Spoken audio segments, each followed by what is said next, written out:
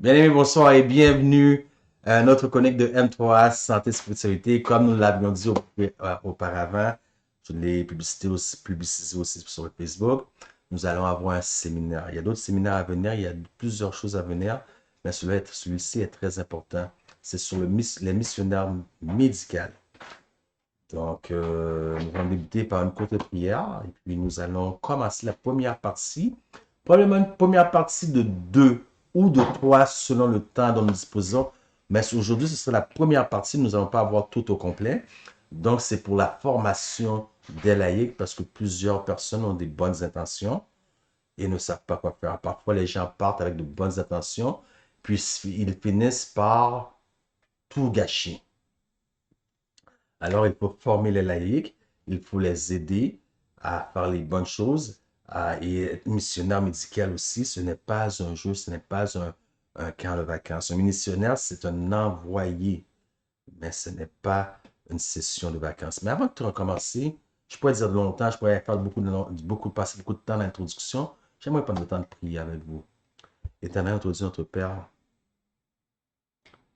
aide-nous à ne pas sombrer dans la désobéissance. Spécialement nous qui avons été choisis par toi comme dirigeants de l'Église. Nous avons une tâche solennelle devant nous. Mais Seigneur, nous savons que la moisson est grande et très peu d'ouvriers. Donc, afin accomplir cette tâche solennelle, Papa, nous avons besoin de former d'autres gens. Enseigne-nous afin que nous puissions enseigner les autres. Car nous te demandons tout cela au nom de Jésus. Amen. Donc, bien aimé, comme je le dis, un missionnaire, c'est un envoyé. Moi, j'ai passé au moins 10 ans de ma vie, sur 30 ans, à voyager dans différents pays, pour finalement me rendre compte, bien aimé, que je n'étais pas en mission, mais en camp de vacances, puisque lorsque j'avais fini d'accomplir ce que je faisais, je me retrouvais dans un autre village, les 2 pieds dans la sable sur la plage, et puis j'ai lu beaucoup au sujet des missionnaires médicaux, et ce n'est pas ainsi que les missionnaires médicaux vivaient leur vie. C'est dans la souffrance, dans le rejet, ils apportaient leur croix, dans le reniement de soi. C'est ainsi que les missionnaires vivaient leur vie, bien-aimés. Et souvent aussi, il y a un principe qui a été donné par Jésus dans Acte 1, où sur mes disciples, il débute là-dessus à nommer les endroits où les apôtres vont être ses disciples. Et remarquez que ils devaient être témoins dans leur ville même. Tandis que certaines personnes veulent l'honneur, peut-être veulent la gloire, ils veulent aller dans une autre ville, dans un autre pays, construire des orphelinats, des écoles, des puits, des hôpitaux. Ils oublient qu'il y a un besoin intense ici même, au Québec, dans notre propre corps. Pourquoi? Parce que les pasteurs et les dirigeants ne mettent pas assez d'emphase. Et chaque église devrait être une école pour former les gens. Donc, nous allons débuter notre première session, notre première diapo, à savoir qu'est-ce que c'est qu'un missionnaire médical, quel est le rôle du missionnaire médical. Et comme je vous ai dit, c'est quelque chose que nous allons voir en 2 parties. OK? Donc, la première partie, c'est que lorsque nous parlons de missionnaire médical, nous parlons de missionnaire médical. Le mot médical le dit santé. Mais quel est le problème que nous trouvons dans le mot santé? Parce que le mot santé, parfois, a une connotation bizarre. Hein? Que le mot santé, pour certaines personnes, veut dire absence de maladie. Voilà, c'est quoi la santé? Mais est-ce réellement ce qu'on appelle la santé, l'absence de maladie? Voyons voir la définition biblique et la définition séculière. Donc, cela va vous donner une idée du rôle que vous devez jouer en tant que missionnaire médical. La définition séculaire de la santé, c'est l'absence de maladie. Mais que nous dit la Bible? Quelle est la définition biblique de la santé? 3 Jean verset 2 nous dit, bien-aimé, je souhaite que tu prospères à tous égards. Voyez-vous, le mot est clair, à tous égards. Et sois en bonne santé, comme prospère l'état de ton âme. 1 Thessaloniciens 5, verset 23 nous dit que le Dieu de paix vous sanctifie lui-même comment? Tout entier et que toute votre être, l'esprit, l'âme et le corps soient conservés irrépréhensibles lors de l'avènement de notre Seigneur Jésus-Christ. Alors, bien aimé, vous voyez ici qu'il y a une différence entre le niveau séculier et la définition biblique. Donc, la définition biblique, c'est être en santé uniquement dans l'absence de maladie. Donc, si nous prenons la définition, non, excusez, c'était la définition séculière, mais si nous prenons la définition biblique, c'est plus que ça. Nous parlons ici de santé physique, santé émotionnelle, santé psychique, santé financière, santé mentale, santé matrimoniale. Voyez-vous comment votre tâche est grande?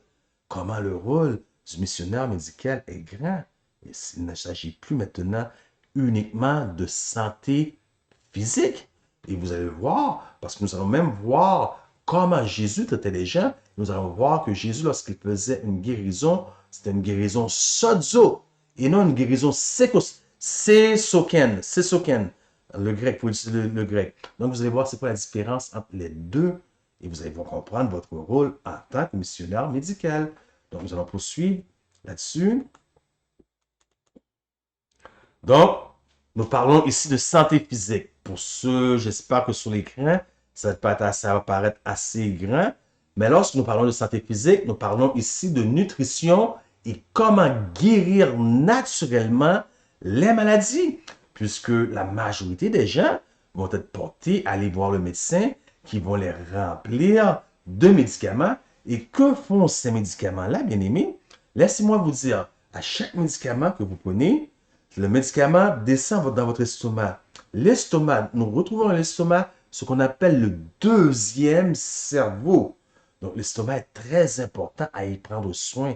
Vous devez très bien prendre soin de l'estomac parce que c'est votre deuxième cerveau. En haut, dans l'estomac, vous avez les mauvais microbiomes qui sont très nombreux. En bas, vous avez les bons microbiomes. Donc, le mot microbiome a une mauvaise connotation puisque le mot microbiome veut dire microbe. Mais le corps humain est constitué à 99% de microbes. Donc, lorsque vous prenez n'importe quel médicament du docteur, parce que les docteurs sont forts à prescrire des médicaments, plutôt qu'à vous enseigner comment vous guérir naturellement, qui est le rôle du missionnaire médical, lorsque le docteur vous prescrit un médicament, le médicament arrive dans l'estomac, le microbiome, le mauvais microbiome voit le danger survenir, il s'esquive. Il s'esquive et sur qui va tomber le médicament? Sur le bon microbiome. Et les bons microbiomes vont mourir. Et cela affecte votre système immunitaire parce que ces microbiomes-là sont là pour endurcir votre système immunitaire. Et si vous n'avez pas de bon système immunitaire, tout votre corps va dépérir. Donc, il est important de connaître les maladies et comment les guérir naturellement. Et maintenant, on nous dit dans notre texte que 9/10 de toutes les maladies débutent où? Dans l'esprit. Donc, allez pas chercher que vous avez pris un symptôme quelque part, vous avez eu telle chose quelque part, vous avez eu un contact avec telle personne.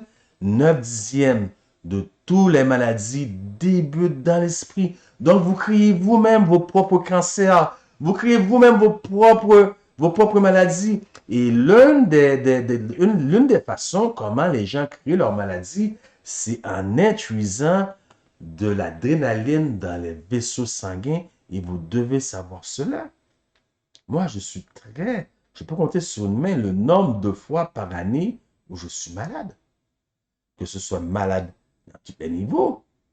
Je peux compter sur une main. Sur une main dans une décennie même. Je vais aller plus loin. Combien de fois j'étais malade?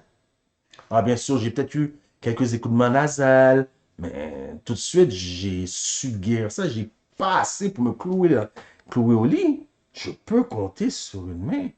Est-ce que vous êtes capable? Donc, nous poursuivons la présentation. Donc, beaucoup de gens sont malades à cause qu'ils laissent souvent écouler de l'adrénaline dans leur vaisseau sanguin qui, une fois fusionne, devient un poison. Donc, ça crée une réaction dans le corps humain de combat ou de fuite. Donc, j'ai une présentation là-dessus. Vous pouvez retourner dans le passé. Cliquez sur le YouTube Vaincre toutes les maladies, Pasteur Lionel Guillaume. Donc, for too little thought is given to the cause underlying mortality. On dit, on pense très peu aux causes qui viennent nous amener à la mortalité. The disease and degeneracy, les maladies et dégénérances, qui existent aujourd'hui dans le monde civilisé et favori que nous vivons. En d'autres mots, qu'est-ce que le servant du Seigneur dit? Dans le monde qu'on vit actuellement, avec tous les avantages, on ne devrait pas se rendre jusqu'à ce point de détérioration-là. Donc, 9/10 des maladies débutent dans l'esprit. Les maladies qui sont dans l'esprit, ils ont la puissance sur quasiment tout. Surtout, à quel point? Écoutez, peut-être some of the living trouble is like a cancer. Peut-être quelques problèmes que nous vivons aujourd'hui actuellement sont comme un cancer qui mange toute l'âme, qui affaiblit toutes les forces vitales. Donc, certaines choses qui se produisent juste dans votre tête. Voilà qu'est-ce que ça dit. Je laisse la citation sur l'écran de sorte que vous pouvez mettre votre vidéo sur pause et bien lire la citation. Moi, je vais la lire pour vous. Perhaps some living home's trouble is like a cancer eating to every soul and weakening the life forces. Excusez. Remorse for sin. Et ça, c'est très important. Comment je peux dire ça? Remorse. Les remords du péché. Sometimes undetermines the constitution and unbalance the mind. There are erroneous doctrines also, as that of the eternal burning hell and endless torment. Écoutez, qu'est-ce qu'on nous dit? La croyance, voyez-vous, vos croyances peuvent affecter votre comportement, tel que la croyance que vous êtes brûlé éternellement dans l'enfer et du tourment éternel. Écoutez, c'est pas moi qui le dis ici. C'est la servante du Seigneur elle-même. There are some erroneous doctrine also, as that of an eternally burning hell and endless torment of the wicked, that by giving exaggerated and distorted views of the character of God have produced the same result upon the sensitive mind. Bien-aimés, il n'y a pas juste la santé physique, mais il y a aussi la santé spirituelle. Écoutez, qu'est-ce que je vous dis? C'est Sokem qui a été utilisé ici comme pour guérison dans le grec. Et puis vous avez sozo. Deux choses différentes. Donc, lorsque Jésus guérit, lorsque vous allez chez le docteur, vous êtes malade, le docteur vous met du Sesoken. Donc, il guérit une prétention de guérison. Mais Jésus, lui, c'est sozo, qui ne veut pas dire guérir la maladie, mais il va jusqu'à la racine. Il guérit toute votre être, toute votre âme, tout votre corps, c'est toute l'être qui le régénère. Écoutez, the Savior's prescription for mental and spiritual ill, our Savior's word, come unto me, I will give you rest. Venez à moi, vous tous qui êtes fatigués et chargés, et je vous donnerai du repos. Mais que faisons-nous? Nous allons voir les docteurs, par nos amis, par les spécialistes, tandis qu'il est toujours là. Il dit, venez à moi, vous tous qui êtes chargés et fatigués, et je vous donnerai du repos. C'est la prescription pour les maladies physiques, mentales et spirituelles. Même si l'homme a apporté la maladie sur lui-même par ses mauvaises actions, he regards them with pity. Il les regarde avec pitié. Voilà le sort de sauveur que nous avons. Bien-aimés, beaucoup de gens ne connaissent pas ça. Et aujourd'hui, c'est important de connaître ces choses-là. Il y a aussi la santé émotionnelle. Le quotient, le QI, le quotient intellectuel, pour amplifier le quotient émotionnel. Écoutez, qu'est-ce qu'ils nous disent? Les maladies parfois sont causées par Self-centeredness. Comment je peux bien traduire ça pour vous parfois? Lorsque vous êtes imbu de vous-même, c'est ce qui cause des maladies. Many are diseased physically, mentally, and morally because their attention is turned almost exclusively to themselves. Beaucoup sont malades parce qu'ils tournent toute leur attention sur eux-mêmes. Bien aimé, j'aimerais vous conter une expérience qui est arrivée en 2017, je crois, ou 2017. Je me sentais pas bien. Et puis, je passais par des choses extrêmement difficiles. Je ne vais pas les citer ici, sur la vidéo ici, mais j'ai décidé de prendre une trentaine d'amis, de connaissances sur mon réseau Facebook. Je me suis matin et midi et soir à implorer, à assiéger le trône de la grâce en faveur de ces gens-là, malgré que je ne me sentais pas bien. Vous savez quoi? J'ai divinement été béni au centuple. Au centuple. En d'autres mots, lorsque vous tournez, vous vous retirez les yeux sur vous-même, au lieu d'avoir l'œil sur vous-même, sur votre petit bobo, et vous pointez les yeux à Jésus, il se passe des choses merveilleuses. Bien aimé, j'avais le choix, j'étais écrasé par les événements, par les circonstances. Mais plutôt qu'à regarder à moi, j'ai regardé aux autres et je me suis mis à genoux. Souvenez-vous d'un Jésus sur la croix qui souffre, séparé de la présence du Père, dont les anges ne sont même pas capables d'aider, et des gens qui se moquent de lui. Et un dit, ne crains, un des larrons qui est crucifié avec Jésus, dit à l'autre, ne crains-tu pas Dieu? Et pourtant, il subit le même sort. Puis il se tourne à Jésus. Il dit, souviens-toi de moi lorsque tu reviendras. Et Jésus, dans sa misère, il aurait pu se concentrer sur lui, sur son petit bobo, sur ses douleurs. Mais qu'est-ce qu'il fait dans sa misère, dans sa souffrance? Il s'est tourné vers l'homme. Il a dit, aujourd'hui, je te le promets, virgule, tu seras au paradis avec moi.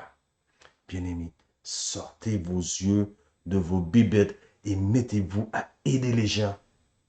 Mettez-vous au service de l'humanité plutôt que de mettre les yeux sur vos bobos, ce qui empire les maladies. Ok, ça empire les maladies. Continuons la présentation. Donc, il y a les maladies émotionnelles. Donc, a great deal of sickness which affect humanity as its origin in the mind and can only be cured by restoring the mind to health. There are very many more than we imagine who are sick mentally. Il y a beaucoup de gens qui sont malades mentalement. Donc, il faut amener il y a une relation entre l'esprit et le corps physique. Et souvent, les gens ne voient pas la différence. Il y a une distinction. Il faut restaurer l'esprit pour que le physique ait la santé. Il y a aussi la santé financière. Bien aimé, vous ne savez pas qu'est-ce que vivent les gens. Ce n'est pas écrit sur le front. Il y a la santé financière, excusez-moi, et parfois la santé financière peut amener à la dépression. Et la dépression aujourd'hui, en 2020, depuis les années 2010, je dirais, c'est devenu quelque chose de courant chez nous. Et chez les jeunes, depuis la fin des années 90, c'est devenu quelque chose de courant. Comment pouvez-vous être en bonne santé lorsque vous vous couchez le soir et vous savez, le lendemain matin, vous allez avoir un téléphone, ça va être un agent de recouvrement qui va vous appeler. Quand est-ce allez-vous faire le paiement sur la voiture? Quand est-ce allez-vous faire le paiement qui manquait sur la maison, le chalet? Quand est-ce qu'on vous achète, vous avez des paiements, vous avez des dettes de tous bords, de tous côtés? Comment pensez-vous être en paix? Vous avoir la conscience en paix. Donc, la santé financière, parfois, peut nuire à certains aspects. La santé sociale.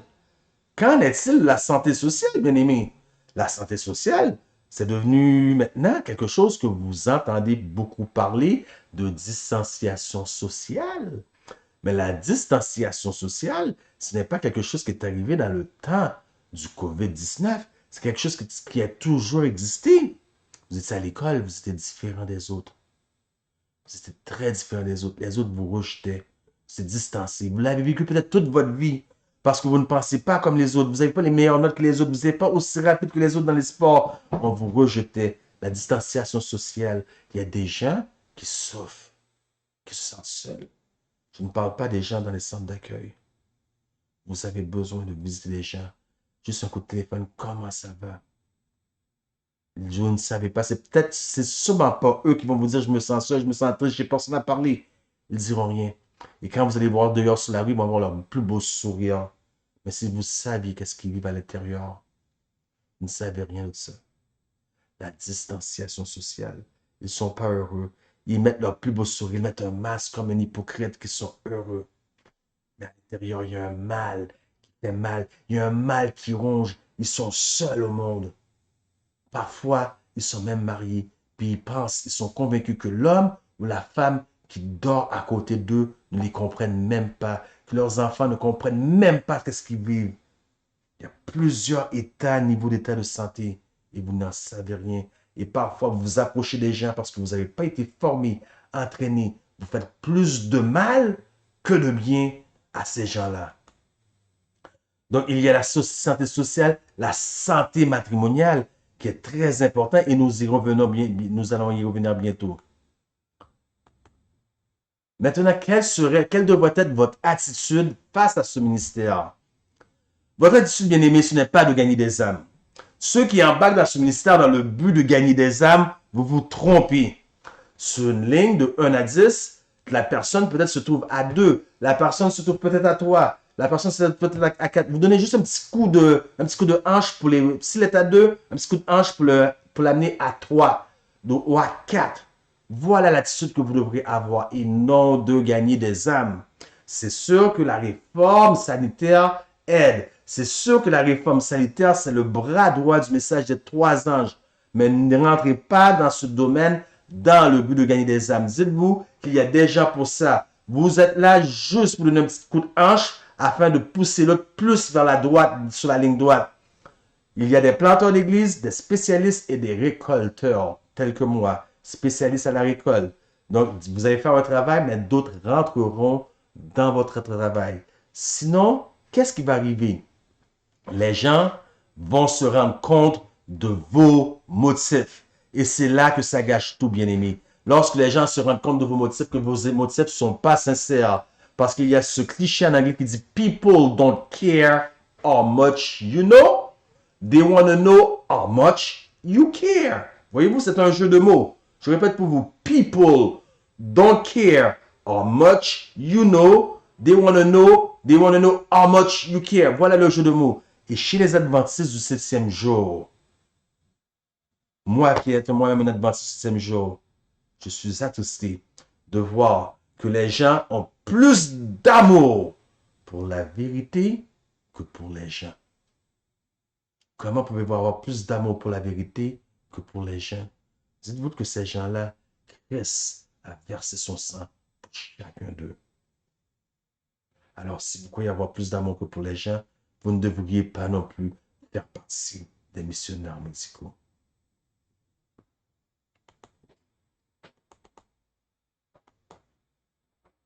Donc, quelle méthode utiliser? La servante du Seigneur nous dit, la méthode du Christ pour sauver les âmes est la seule. Donc, essayez pas d'en trouver d'autres, vous allez échouer. La méthode du Christ, c'est la seule, nous dit la servante du Seigneur, qui réussit.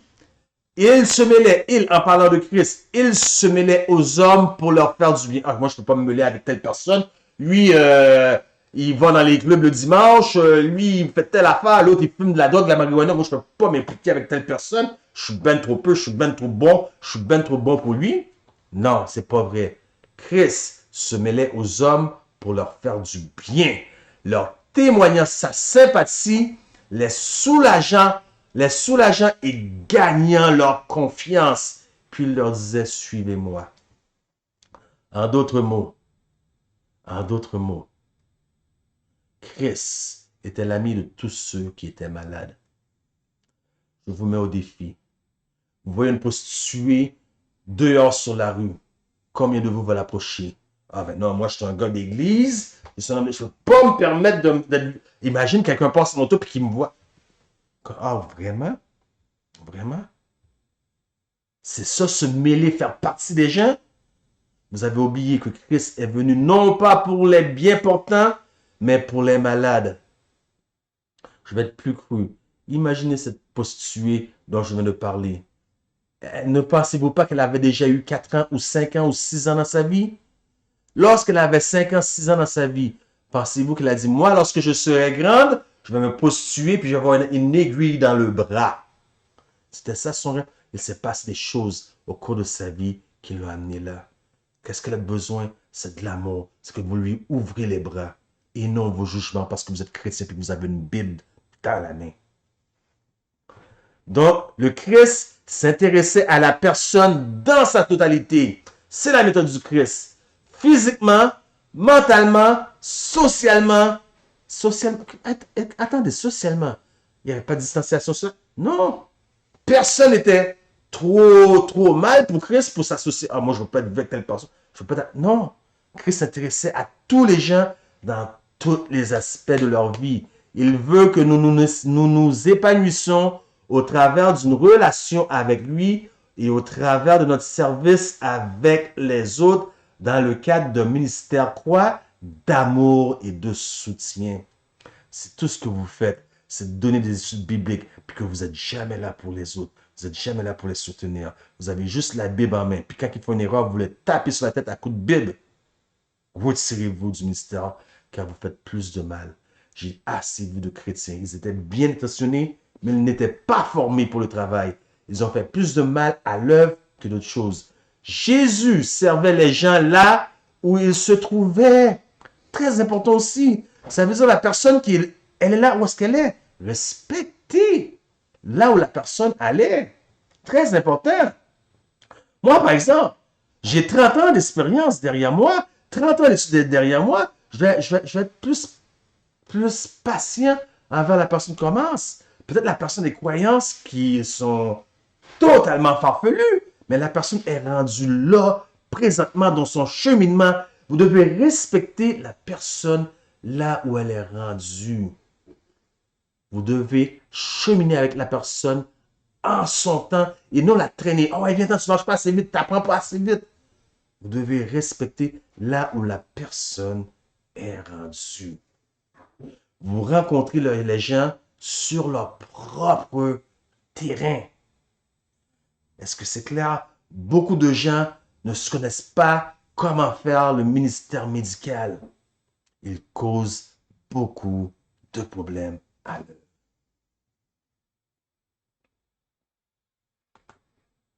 Donc, le rôle du ministère médical, nous allons sauter cette partie-là, donc j'ai presque expliqué. Le rôle du ministère médical. Teach people, ça veut dire enseigner aux gens. Donc, le rôle du missionnaire médical, c'est la prière pour les malades, la visitation, aussi la prévention, parce qu'une once de prévention vaut plus qu'une livre de médication. La formation, très important. Voyez-vous, dans l'Ancien Testament, Samuel implanta l'école des prophètes. L'école des prophètes, ce n'est pas une école où est-ce que les gens vont pour devenir prophète parce qu'il n'y a pas de nombre d'années spécifiques pour recevoir un diplôme pour devenir prophète.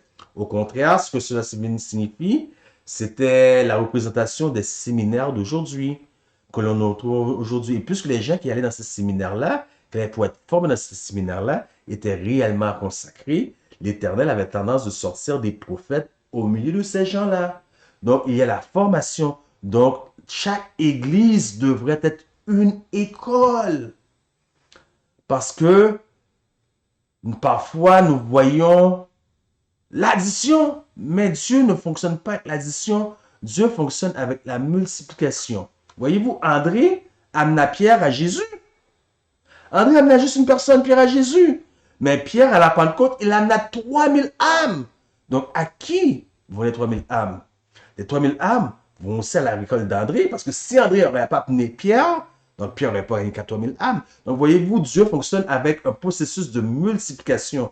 Donc, nous n'avons pas assez de pasteurs pour terminer l'œuvre. Donc, il faut former les fidèles, les laïcs. Donc, le rôle du missionnaire médical aussi, c'est l'établissement c'est la création d'établissements d'institutions, que ce soit les écoles, les librairies, les hôpitaux, sanitariums. Ils doivent créer là où ils peuvent former d'autres gens, où ils peuvent guérir des gens de façon naturelle. Voilà le rôle du missionnaire médical. Donc, nous avons vu que un once de prévention vaut plus qu'une livre de médicaments.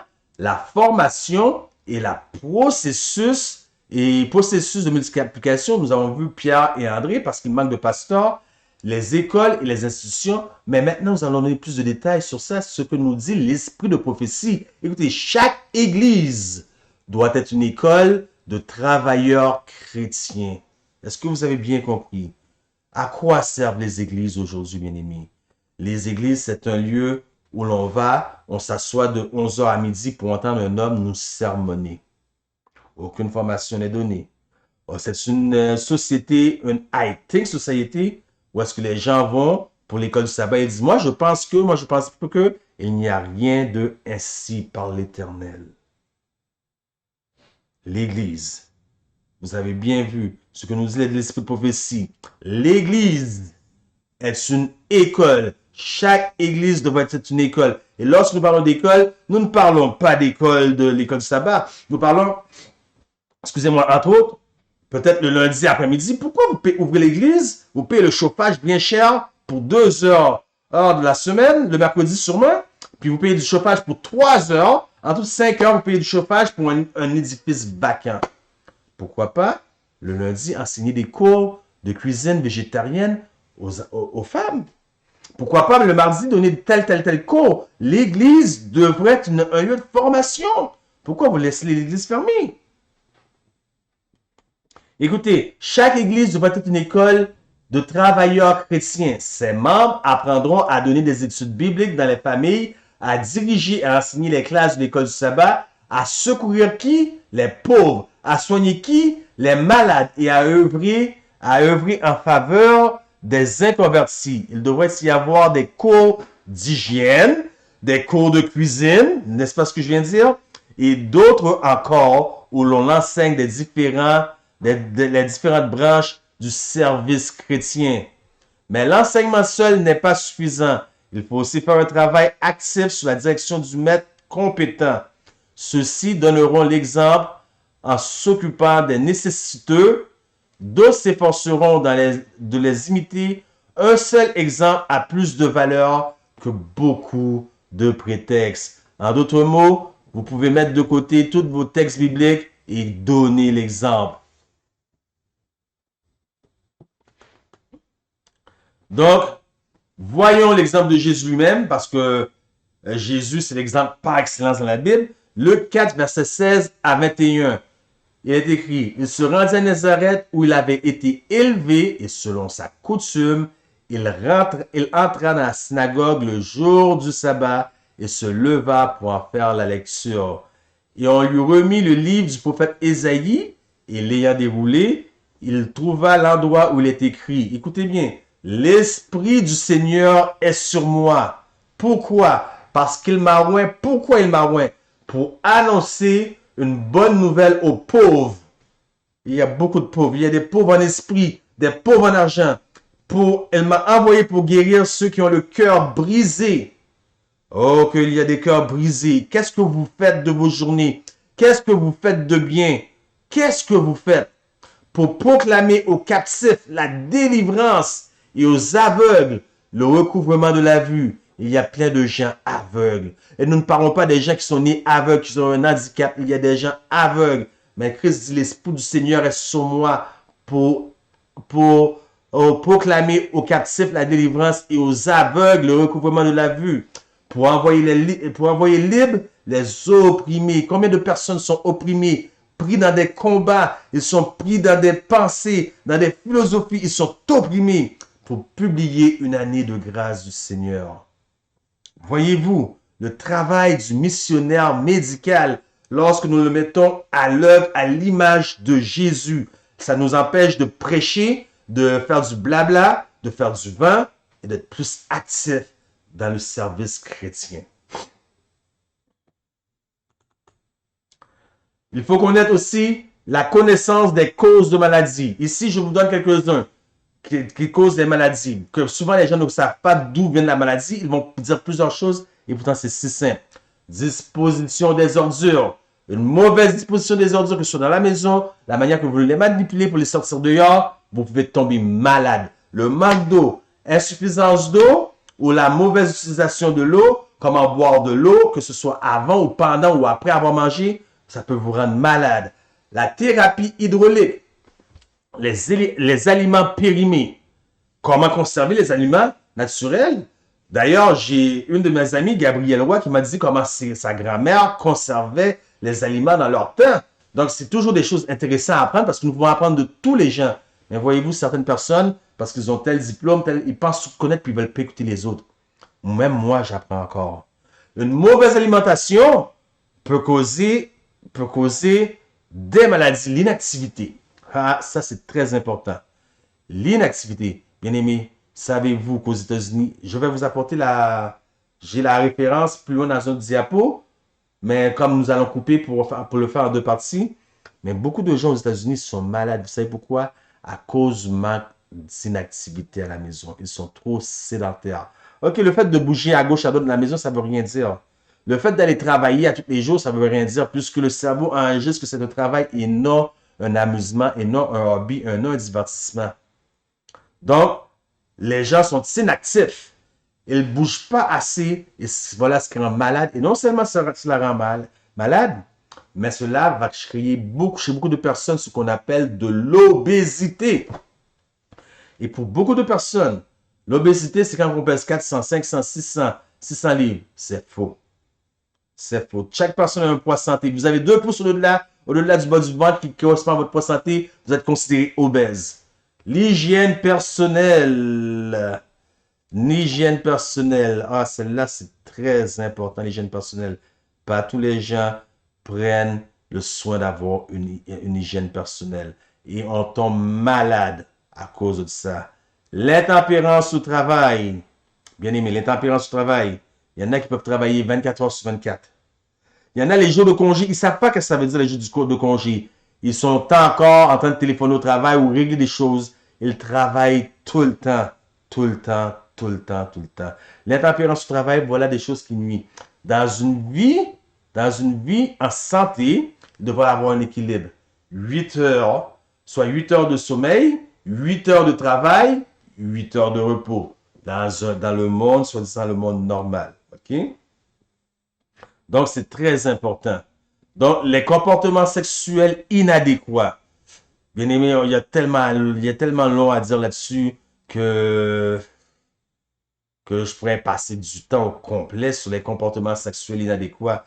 Et si nous ne parlons pas simplement de ce que les gens font, donc l'abus de soi, qui est appelé en termes plus connus la masturbation, mais nous parlons des choses qui se passent entre les deux oreilles aussi, les mauvaises pensées qui nous poussent à aller vers l'action comme telle. Et nous savons combien de gens ont attrapé la syphilis, la gonorrhée, la chlamydia. Je sais que ça a de l'air beau, mais croyez-moi, ce ne sont pas des noms de fleurs. Le virus papillome humain. Donc, ce sont toutes des choses qui amènent. Pourquoi? Parce qu'ils ne l'ont pas voulu nécessairement, mais il y avait un vide. Il fallait qu'ils le comblent par la sexualité. Voyez-vous, des relations sexuelles inadéquates. Et nous allons voir dans la Bible que tout est détaillé. La façon d'avoir des relations sexuelles, quand se priver de relations sexuelles, lorsque la femme est dans sa période de purification, de ne pas s'approcher, tout est détaillé. Donc, mais comme je vous ai dit, c'est un problème actuel et beaucoup de gens à l'église n'osent pas parler de ça parce que ça choque les oreilles pudiques, les oreilles frigides. Ça choque, donc on ne parle pas de ça et souvent nos enfants, vu qu'on n'en parle pas, nos enfants vont apprendre de leurs amis à l'extérieur. Et puis vous vous retrouvez grand-père, grand-mère, lorsque vous avez un enfant de 16 ans, 15 ans. Bien aimé, c'est sérieux. L'alcool, les habitudes de vie de l'alcool. Et maintenant, oui, l'alcool détruit, mais il n'y a pas juste l'alcool simple comme que nous connaissons bière, Jack Daniel, les produits forts, je ne connais pas tous les noms vodka, mais aussi les aliments dont vous mangez qui vont vous causer les mêmes comportements chez les alcooliques ou les mêmes problèmes de cirrhose de foie chez les alcooliques. Pourquoi? Certains aliments que vous composez, parce que vous ne savez pas quel aliment qui ne se mélange pas ensemble, qu'est-ce que ça fait? Ça rentre dans votre estomac et ça fait de la fermentation.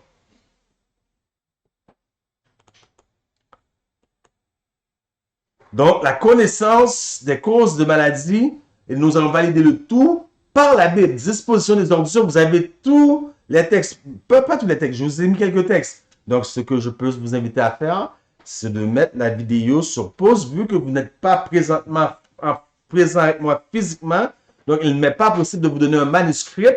Je vous invite donc de mettre la vidéo sur pause.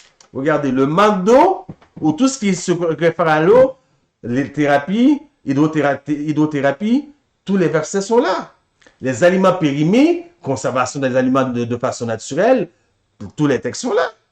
La mauvaise alimentation, l'inactivité, l'hygiène personnelle, l'intempérance au travail, comportement sexuel inadéquat, l'alcool, tout est là. Et j'aimerais rajouter sur l'alcool, puisque beaucoup de chrétiens vont me dire, mais Paul, n'a-t-il pas dit à Timothée, prends un peu de vin? Les gens trouvent toutes sortes de prétextes, parfois, pour combler leur nature pécheresse. Mais laissez-moi vous dire que le vin que Paul parle ici, il parle du fruit de la vigne qui est très bon pour l'estomac. Quand vous voyez, et lorsqu'on parle de noces de Cana, où Jésus changea l'eau en vin, on parle du fruit de la vigne. Lorsqu'on parle du dernier repas de Jésus avec ses apôtres, avec ses disciples, nous parlons du fruit de la vigne, ça veut dire le fruit de la vigne pur, sain. Lorsque vous laissez un certain nombre de temps, qu'est-ce que ça fait? Ça fermente. La Bible est claire sur les boissons fermentées. La Bible est claire. Donc, les gens trouvent toutes sortes de prétextes. Écoutez, boissons fermentées, ça va vous détruire la vie. Ça dissout pas juste qu'est-ce que vous avez dans l'estomac, ça dissout votre compte de banque, ça dissout votre famille, ça dissout votre mariage. Alors, les boissons fermentées dissout beaucoup de choses. C'est pas bon. Nous allons y revenir plus devant. Maintenant, la prochaine image que j'aimerais vous montrer, professeur, a une très grande importance. Regardez l'homme et ce qu'il dit. On ne peut pas cacher ce qu'on a dans le cœur. Maintenant, nous allons parler de santé sociale. Puisque nous savons qu'il y a la distanciation sociale. Dans la santé sociale, nous parlons aussi des émotions. Donc, distanciation sociale, rejet des différences. Le Fouendel est différent de moi. Moi, je ne peux pas me tenir avec un tel homme comme ça. Je ne peux pas m'abaisser à son niveau. Voyons donc. Est-ce que vous comprenez ce que les gens vivent? Ils ont un problème d'estime de soi. Souvent, l'estime de soi vient très loin depuis l'enfance. Ils traînent des bagages qu'ils ont traînés de maman, de ma tante Intel, de grand-maman ci. Donc, c'est très important de savoir comment s'adresser à ces gens-là pour ne pas faire plus de mal. Il faut avoir une connaissance.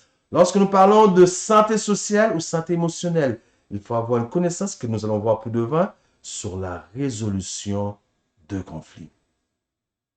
Encore une fois, regardez ce que dit l'homme. On ne peut pas cacher ce qu'on a dans le cœur. Pourquoi? Pourquoi? Parce que Jésus est clair. Race de vipères, comment pourriez-vous dire de bonnes choses méchants comme vous êtes? Car c'est de l'abondance du cœur que parle la bouche. Voyez-vous que vos mots ont une puissance créatrice? Qu'a dit Dieu? Qu'a dit Dieu? Dieu a dit à son Fils, faisons l'homme à notre image. Nous avons été créés à l'image de Dieu. Nous avons perdu cette image et Jésus est venu pour restaurer l'image. Donc, de l'abondance du cœur par la bouche. Ne dites pas des choses stupides sur vous. Ne dites pas des choses méchantes sur vous. Et ne dites pas des plaisanteries sur vous. Pourquoi? Parce que le cerveau ne fait pas la différence entre une blague et une réalité. Si vous dites, je suis donc ben stupide, je suis donc ben niaiseux, j'aurais dû y penser. Le cerveau va dire, si tu es niaiseux, tu es niaiseux. Comprenez? Ce que vous dites, que votre parole soit constamment accompagnée de grâce, nous dit Colossiens 4, 6. Que votre parole soit constamment accompagnée. Tout ce que vous dites a un effet créatif. Voyez ce que nous dit Proverbe 4, 22 à 24. Car c'est la vie pour ceux qui le trouvent, c'est la santé pour tout le corps.